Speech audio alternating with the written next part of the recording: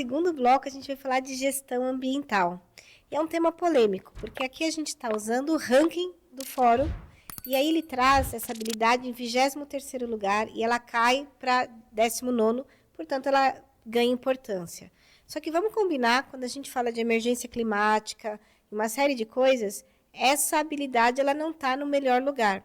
Principalmente quando a gente compara ela com o Global Risk, o relatório de riscos globais, que também sai do Fórum Econômico Mundial, que coloca essa temática lá no auge. Então, aqui, Amanda, tem algumas reflexões sobre isso, né? São 2 relatórios que saem do mesmo órgão, né, que é o Fórum Econômico. Um deles dá toda uma urgência para o tema, e quando a gente fala de habilidade do futuro, ele está lá, são 25 habilidades, ele está em 23ª, né? A gente não precisa nem ir muito longe, a gente pode olhar para o Brasil e entender a relevância do tema, mas é bom ter uma especialista no assunto aqui para falar um pouquinho dessa habilidade, do impacto dessa habilidade no mercado de trabalho, no futuro da humanidade. Acho que a gestão ambiental como profissão, ela existe, enfim, no Brasil, as pessoas têm acesso a se profissionalizar e tem muito espaço para a pessoa seguir uma carreira dentro de temas ambientais, mas quando a gente pensa na emergência global que o tema tem, né, então, cuidar do meio ambiente, isso é uma coisa antiga, né, isso é uma coisa que vem do pensamento da ecologia, né, quando a humanidade viu pela primeira vez a foto tirada de um satélite que mostrou o planeta Terra, e aí foi o grande planeta azul, que até teve documentos sobre isso, né, e toda a referência assim, olha, a gente realmente está vivendo num grande planeta azul e ele tem borda, né, e essa borda que é finito isso aqui. E aí começou a se pensar sobre, né, o que a gente vai fazer sobre preservar esse lugar. E a gente está indo no caminho contrário de preservar esse lugar, né? A gente, enquanto humanidade, claro que tem muitos movimentos que estão fazendo muitas coisas, mas os eventos climáticos estão aí para mostrar para a gente, né? Está acontecendo aqui no Brasil, mas está acontecendo em muitos lugares, desastres, a gente está sofrendo consequências graves disso. Então, o que eu penso em relação a uma competência chamada gestão ambiental, né? Eu penso que ela, assim como a gente ouve que a programação é uma coisa que tem que ser uma outra língua, né? Você vai aprender português, inglês, chinês e programação, você deveria aprender gestão ambiental, né? Assim como a gente tem que aprender a cuidar de si mesmo. Então, é muito importante. Eu acho que também deveria ser mais relevante do ponto de vista de urgência. E acho que se a gente considera o tema... se eu pego a minha geração, o que eu aprendi na escola sobre cuidar do meio ambiente era algo bem básico e bem precário. Eu acho que as gerações agora já estão mais conscientes. Eu acho que a gente já tem um avanço educacional de uma conscientização, até por conta, né, que a gente está vivendo, então as experiências vão trazendo também esse diálogo, né? As crianças, a minha filha de 3 anos viu o jornal e falou, quero ver enchente, o que é isso? Né, a questão lá do Sul. E é trágico você ter que explicar isso para uma criança, e as consequências disso, os impactos disso. Então, eu acho que as crianças elas já estão sendo impactadas por isso, mas então uma mudança também vem desse momento, dessa urgência. Mas em termos de habilidade, de carreira, de profissão, eu acredito que é uma habilidade mais importante do que a importância que está sendo trazida e que tem muito campo para ser trabalhado, né? Muito espaço para as pessoas trabalharem e desenvolverem, junto com tecnologia, junto com as outras competências, junto com as outras habilidades, essa carreira. Não, e é isso, ela não pode ser olhada de forma isolada, tanto que ela faz uma boa dupla com a tal da futurabilidade, né? Termo que você vem, né, propagando. O futurabilidade é, né, uma palavra aparente de sustentabilidade, de empregabilidade, que é isso. Como é que eu me sustento, como é que as coisas se garantem, né, como é que a gente mantém algumas coisas que são importantes e saudáveis amanhã, depois, daqui 5 anos e tal. Então, seja a minha atividade profissional, a minha vida, a minha relação amorosa, a minha participação, né, como agente profissional no mundo das organizações, é como é que eu me mantenho atualizado para estar atuante, vivo, em qualquer tempo futuro. Então, a sustentabilidade está aí. A futurabilidade está nessa consciência de educação também, que é dentro de várias linhas que você vai adotar. Futurabilidade, digamos, é isso. Tudo tem futuro. Tem o futuro da perspectiva, nós já sabemos onde é que o planeta chegou, então a perspectiva trabalha passado e presente. Ó, nós estamos nesse caminho, tanto que a gente já sabe que há alguns anos, há 3, 4 anos, o planeta não consegue se recuperar mais sozinho, a gente precisa de todas essas ações, por isso até que faz parte de todo esse sistema que a gente está falando aqui hoje. Então, chegamos até aqui. Se continuar assim, nós sabemos que é o fim, porque é a nossa vida, é o futuro de tudo e de todos, em todas as linhas. Só que a gente pode criar, nesse sentido, as prospectivas, que são esses desenhos de futuros, né, que a gente tem quando você fala em processo, quando você fala em profissionalização, que a gente tem que pensar macro, quando você tem uma ONU, quando você tem todos uns protocolos para indústrias, para energia, né, para carbono zero, para tudo isso que a gente está falando, olha, do ponto de vista macro. E eu, aqui, do ponto de vista de comunicador, né, eu acho que todas as pessoas, indivíduos, têm que estar pensando isso, que eu tenho um impacto. Então, é o macro, que é isso de profissionalizar as pessoas, que é uma profissão do futuro, porque isso não vai ser tão logo que a gente vai resolver, e a gente sempre vai ter essa necessidade, né? Todo mundo quer PIB alto, todo mundo quer economia alta, todo mundo quer produtividade, e como fazer isso de uma maneira consciente? O jeito consciente é entrar como indivíduo, pensar no meu impacto, aí eu revejo o meu consumo, o que eu faço. Então, nós vamos ter que ter a educação da criança para ela chegar a participar desse mundo de um jeito que ela diminua seu impacto, ou compense esse impacto, e ajude a regenerar isso que a gente tem nessa história. Então, eu acredito que a futurabilidade é pensar isso, e pensar o indivíduo também, sozinho ali, como é que eu vou para esse futuro e como é que eu participo desse futuro e como é que eu não estrago esse futuro como já estragaram até aqui. A gente tem um outro agente, né? Tem aí o ser, né? E a gente tem as empresas, que eu acho que é onde você tem apoiado muito com a sua empresa, né? Com a Rica. Como é que você tem sentido, então, a aproximação das empresas dessa temática?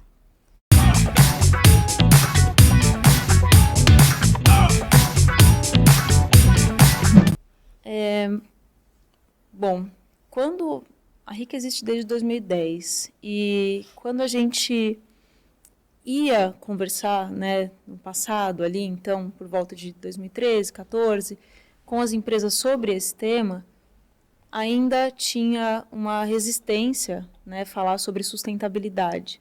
Hoje a gente tem a grande força do ESG trazendo uma importância maior para esses temas, porque vem de um outro lugar, vem do mercado de capitais, vem de uma cobrança externa, que acaba trazendo volume para o assunto, né, trazendo mais robustez para o assunto, e as empresas entenderam, né, que é necessário fazer, é necessário cuidar, é necessário gerir esses temas para você ter sucesso, para você ter uma sustentabilidade financeira, social, a sustentabilidade de longo prazo da empresa. Então, a gente falava no começo, né, tinha até um curso que a gente dava que a gente começava falando, não existe empresa de sucesso em um mundo falido. Não tem como, né? Você vai ficar sozinho naquele mundo todo destruído e você vai ser o soberano, né, aquele rei do Pequeno Príncipe, né, que fica lá sem nenhum súdito, querendo que alguém aplauda ele. Então, não tem. Ou a gente vai construir isso de uma forma coletiva, ou é junto, ou a gente vai cuidar um do outro, ou a gente vai destruir tudo isso aqui junto, né? E eu não acho que as empresas estão olhando para uma coisa só. Eu sempre gosto de acreditar, e é isso que me move trabalhar com o que eu trabalho, que as empresas são feitas de pessoas, e meu trabalho é de impacto nas pessoas. Porque às vezes eu estou atendendo uma pessoa que está hoje no CNPJ X, ela vai para o CNPJ Y, entendeu? Mas se naquele momento que ela estava naquele lugar, eu consegui mobilizar ela para entender a importância daquilo e transferir um pouco dessa preocupação, um pouco dessa urgência, um pouco dessa necessidade, essa pessoa vai carregar isso com ela, ela vai transbordar além das fronteiras dela aquilo para dentro da empresa, e dependendo do nível de poder que ela tem dentro da empresa, ela pode modificar outras vidas. Então, acho que isso é o mais importante. Então, eu vejo que quando a discussão da sustentabilidade era uma discussão no nível de gerência para baixo dentro das empresas, o potencial de transformar outras vidas era menor. Hoje, a gente tem o ESG sendo discutido no nível do C-Level, do board. Então, o potencial, quantas empresas, quantas pessoas, né?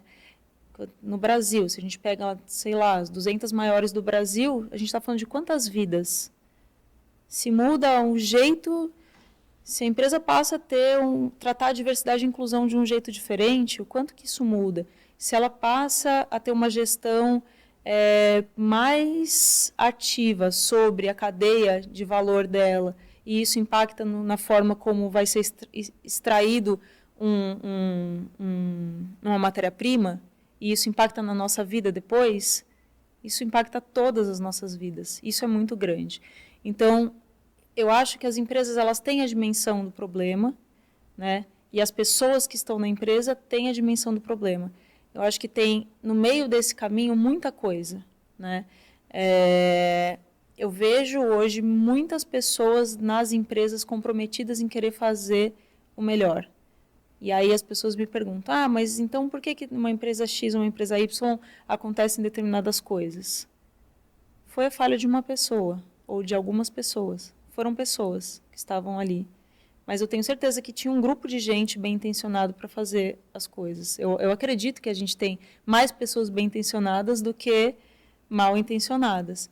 E eu acho que tem um movimento grande para isso, né? E uma questão de cultura, uma questão de valores, né? Que precisam ser compartilhados e ampliados para as empresas atuarem 100% nessa integridade, num compromisso, porque é um compromisso ético.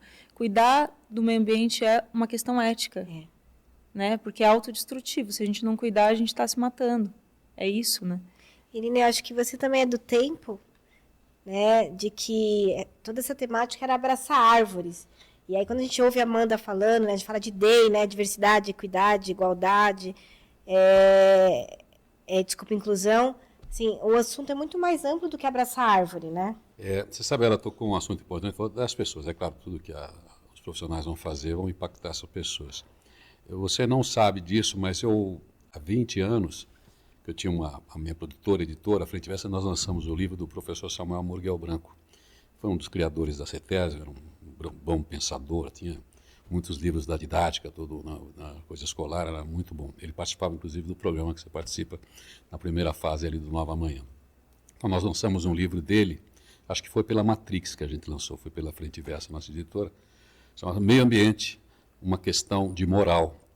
Que aí, quando vem para a moral, a gente vem para essa responsabilidade individual, aquilo que nós combinamos. Sabe quando você vê alguém dentro do carro jogando a sujeira que você para, você esqueceu? Você precisa lembrar essa pessoa que ela... Então, quer dizer, a gente fala do meio ambiente, a gente estava culpando os outros, eu culpo a indústria, e eu ando com o meu carro, eu culpo não sei o que lá, e consumo coisas, embalagens que eu podia... Então, eu fico olhando, só apontando para os grandes, e não olho porque eu estou fazendo. Então, a moral é isso, vamos... no miudinho aqui também ter a nossa atitude, essa combinação é muito boa. Eu preciso recuperar esse livro. Nossa, nem sabia da existência dele. Porque a nossa discussão na época foi essa, né? Parece que é sempre a culpa dos outros, né? Vamos colocar a moral nisso. A criança tem que saber o que ela está fazendo ali, por que ela suja, que impacto que ela tem. Se ela tiver essa chavinha, é que você falou, muda de empresa, muda de lugar, porque ela leva para sempre, porque ela sabe que é a casa dela, né? E foi um pouco do que eu provoquei, porque até pela minha proximidade do Pacto Global, da ONU, foi isso. Naquele momento, é o governo, é a sociedade, e as empresas nisso tudo. E desse movimento todo, nasce essa reflexão. As empresas têm o papel, o indivíduo tem o papel, e o governo tem o papel e a responsabilidade. E mesmo assim, parece que nem sempre a gente vai dar conta, né, enfim... ir atrás de uma bomba relógio que vai né, caminhando, como os indicadores climáticos, que acho que a gente nem vai falar, que aí começa a dar ansiedade, né? Não, porque agora tem, né, a fobia, né, climática, em vez de ficar atento com essas coisas todas, ansiedade climática. Mas vamos falar de coisa boa. Vamos falar de coisa boa que, assim, voltar aqui para a tua história. Para quem leu o capítulo 2, qual é o aprendizado, o ensinamento que a história da Amanda, a escrita, né, que é um pequeno pedaço de uma história muito maior, qual é o aprendizado que essa pessoa vai levar? Não jogue lixo na rua. Não. Eu nem falo sobre Sim. essas questões ambientais, mas eu acho que o aprendizado é a importância de se colocar no mundo, para aquilo que é importante, aquilo que te move. Quando a gente toma uma decisão, né? Eu acho que no capítulo eu falo muito sobre as decisões. Então, quando você toma uma decisão e vai naquela direção, coisas acontecem e se transformam. Você abre novas possibilidades e oportunidades. Então, se posicionar, se colocar, tomar a rédea das coisas que você quer para si ou para os outros, mas que você está protagonizando, acho que isso é talvez o que eu imagino que seja o aprendizado do capítulo. Muito bom. Vamos ficar nesse bloco. No próximo a gente vai falar sobre dicas, tá bom? Então eu espero você no próximo bloco.